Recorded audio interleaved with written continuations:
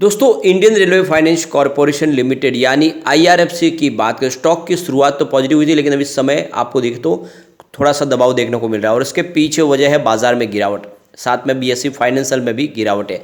तो ऐसे में स्टॉक के अंदर दबाव देखने को मिल रहा है और ऑलरेडी अगर आप देखें तो जो ओएफएस की खबर है उसके ऊपर सरकार की तरफ से कोई भी खंडन नहीं आया। इसका मतलब सरकार ओएफएस लाने जा रही है और इस खबर के बाद में लोग यहाँ पे काफ़ी ज़्यादा पैनिक कर रहे हैं। उनको लग रहा है कि स्टॉक और नीचे जाएगा और इस वजह से वो बिकवाली कर रहे हैं, जबकि एक्चुअल में ये खरीदारी का अच्छा मौका है। स्टॉक आने वाले समय कमाल कर सकता है। तो यहाँ पे कुछ बड़ी अपडेट है जिनको एक एक करके डिस्कस करेंगे और जानने की कोशिश करेंगे क्या हमें इस समय आईआरएफसी में इन्वेस्टमेंट कर लेना चाहिए, क्या इस गिरावट का हमें फायदा उठाना चाहिए। साथ में कुछ डील को डिस्कस करेंगे जिससे समझ में आएगा कि स्टॉक में क्या ये खरीदारी का मौका है या आने वाले समय में और गिरावट हो सकती है, बाजार की क्या संभावना, इन सारी बातों को जानेंगे इस वीडियो के माध्यम से। लेकिन फ्रेंड, उससे पहले अगर आप पहली बार हमारे चैनल पे आए तो चैनल को सब्सक्राइब कर दीजिए, एक बेल आइकॉन दबा दीजिए ताकि जब भी नया वीडियो बने पहला नोटिफिकेशन आपको मिले। वीडियो पसंद आए तो लाइक से जरूर कीजिए। चलो फ्रेंड्स, वीडियो स्टार्ट करते हैं। मैं हूँ आपका दोस्त एस.बी. दवे और हमारे अपने चैनल ऑनलाइन कमाई में आपका बहुत बहुत स्वागत है।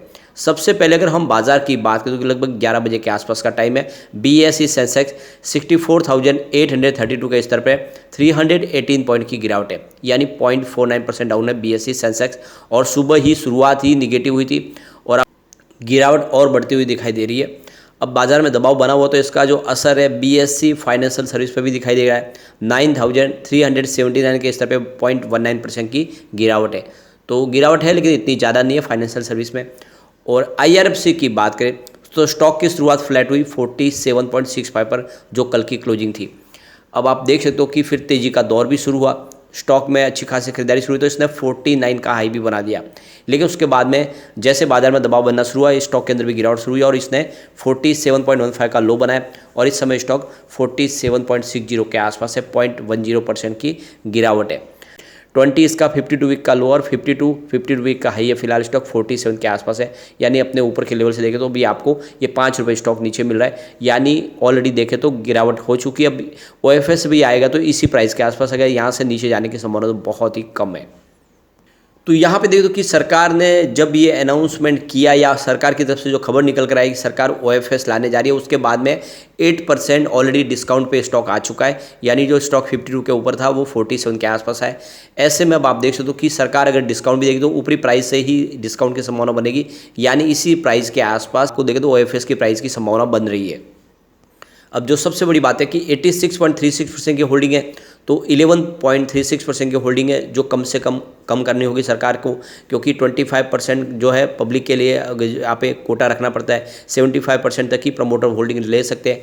ऐसे में ये आप देख सकते हो कि सरकार इसके लिए जल्द से जल्द ओएफएस ला सकती है। अब यहाँ पे ओएफएस के इस अनाउंसमेंट के बाद क्या एक तरह से देखें तो इसमें खरीदारी का मौका बन रहा है। तो जो मार्केट एक्सपर्ट है उनका कहना है कि पिछले एक साल में स्टॉक ने 130% का ज़बरदस्त रिटर्न दिया है। प्रॉफिट मार्ट सिक्योरिटीज़ के अविनाश गोरास्कर का कहना है कि स्टॉक काफ़ी अच्छा दौड़ा था और इसके पीछे वजह है कि वेगन का एक बड़ा ऑर्डर मिला था जिसमें करीब 60,000 वेगन्स नए बनाए जाएंगे। अलग अलग देख सकते हो उसमें वहन के लिए, माल वहन के लिए, जिसमें सीमेंट है, कोल है।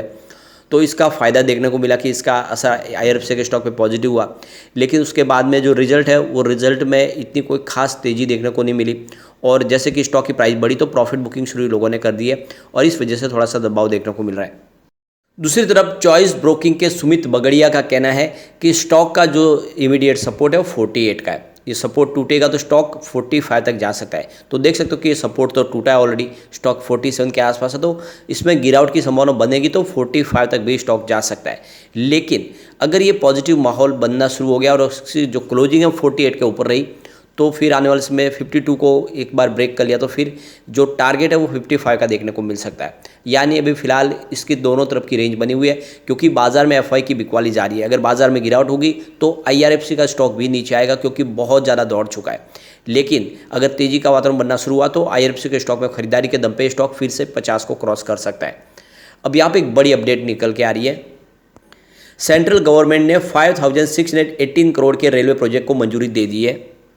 तो यहाँ पे देखो कि सरकार चाहती है कि वंदे भारत के हिसाब से ट्रैक के निर्माण किए जाए, इसके अलावा एक्स्ट्रा ट्रैक भी बिछाए जाए ताकि वंदे भारत ट्रेन के माध्यम से तेज़ी से सफ़र तय किया जा सके। और इसके लिए अगर आप देखें तो सरकार ने कमर कस ली है, लगातार नए ट्रैक बिछाए भी जा रहे हैं और जो ट्रैक सिंगल है उसको डबल किया जा रहा है उसके अंदर लेटेस्ट टेक्नोलॉजी से उनको लेस किया जा रहा है, जिससे आने वाले समय वंदे भारत के माध्यम से ज़्यादा समय में लोग सफ़र करके अपना समय बचा सके। तो इसके लिए शुरुआत की और इसके लिए लगातार सरकार की तरफ से फंड यहाँ पे अनाउंस किया जा रहा है और एक बड़ी अमाउंट यहाँ पे 5,618 करोड़ रुपीज़ की यहाँ पे फंड यहाँ पे अनाउंस की गई है, जिसके माध्यम से अलग अलग जो 7 प्रोजेक्ट है वो कंप्लीट किए जाएंगे। जिसमें आप देखें तो अलग अलग राज्यों के लिए यहाँ पे सरकार ने अब शुरुआत कर दिया। करीब 385 किलोमीटर के एक लॉन्ग प्रोजेक्ट ओडिशा में भी शुरू किया जाएगा। तो ये काफ़ी अच्छी बात है जो साबित कर रही है कि IRFC के लिए एक गोल्डन पीरियड की शुरुआत होगी। एक बड़ी अपडेट और निकल के आ रही है, जैसे कि बालासोर हादसा हुआ था, अब उसके बाद में देखें तो कुछ सेफ्टी के लिए जो मशीन इंस्टॉल किए गए थे, उस मशीन के माध्यम से देखें तो जो ट्रैक के बीच में अगर कोई प्रॉब्लम है या ट्रैक एक दूसरे के ट्रैक में बदल जाते हैं या ट्रैक से ट्रेन सामने आ जाती है तो उसके वो सिग्नल देते हैं कि उस सिग्नल के माध्यम से पता चलता है कि ट्रैक में कोई फॉल्ट है। लेकिन अब सामने जो खबर निकल के आ रही है कि जो मशीन है वही ऑलरेडी फॉल्टेड है और जो करीब 4,000 यूनिट लगाए गए थे वो सारे फॉल्टी है। तो ये जो खबर निकल के आ रही है कि जो सेफ्टी मशीन लगाई गई थी इसके अंदर जो सिग्नल में बहुत सारी प्रॉब्लम आती है, पर यूनिट का 5 लाख रुपीज़ का खर्च आया था और ये जो है इंस्टॉल सब ट्रैक के ऊपर इंस्टॉल की गई थी। लेकिन अब यहाँ पे जब चेकिंग की गई उनकी तो वो खुद फॉल्टेड निकले। तो ऐसे में आने वाले समय में फिर ट्रैक के ऊपर कोई प्रॉब्लम होगी तो कैसे उसका सिग्नल दे पाएंगे। तो इसी को लेकर यहाँ पे अब जो बड़ी खबर निकल के आ रही है कि जो बहुत सारी मशीन है आप देखें तो फॉल्टी है और इसके पीछे वजह भी समझ में आ रही है कि ये क्यों इसमें प्रॉब्लम आ रही है। तो जैसे कि कोई भी अगर मेटल की प्रोडक्ट उसके आसपास से निकलते हैं, जैसे कि कीमैन का हैमर है या फिर देखें तो इंजीनियर्स के लिए जो क्रोबार है, इसके अलावा मोबाइल फ़ोन्स है, ऐसे कुछ अगर प्रोडक्ट उसके नज़दीक से गुजरते हैं तब वो सिग्नल देते हैं, यानी रेड सिग्नल दे देते हैं। और ऐसे में आप समझे तो इसकी वजह से बहुत बार मिसअंडरस्टैंडिंग हो जाती है और आप देखें तो सिस्टम भी हैंग हो जाता है और इस वजह से ये जो मशीन है इसमें प्रॉब्लम है और ये एक तरह से देखें तो पूरी तरह से उस प्रॉब्लम को सॉल्व नहीं कर पाएगी और इसीलिए हो सकता है कि इसको रिप्लेस करके उसकी जगह कोई नई मशीन लगानी होगी। तो इस तरह से ये जो फॉल्टेड मशीन है इसकी वजह से ऐसे हादसे रुक नहीं पाएंगे, ये इस रिपोर्ट के अंदर निकल के आ रहा है। तो सरकार को इसके लिए अब और दूसरे कोई रास्ते अपनाने पड़ेंगे, कुछ नए मशीन इंस्टॉल करने पड़ेंगे या इसके अंदर जो फॉल्ट है उसको दूर करना होगा।